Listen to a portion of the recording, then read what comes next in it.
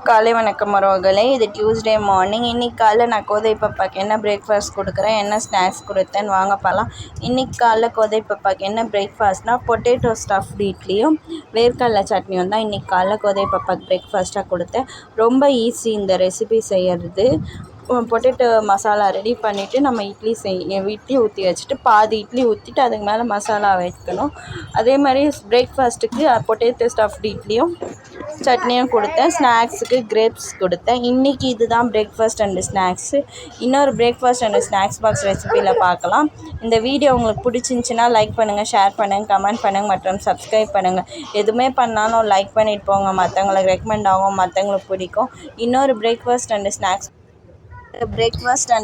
Box ரெசிபியில் பார்க்கலாம். இந்த video பிடிச்சிருந்தா லைக் பண்ணுங்கள், ஷேர் பண்ணுங்கள், கமெண்ட் பண்ணுங்கள் மற்றும் சப்ஸ்கிரைப் பண்ணுங்கள். Bye guys.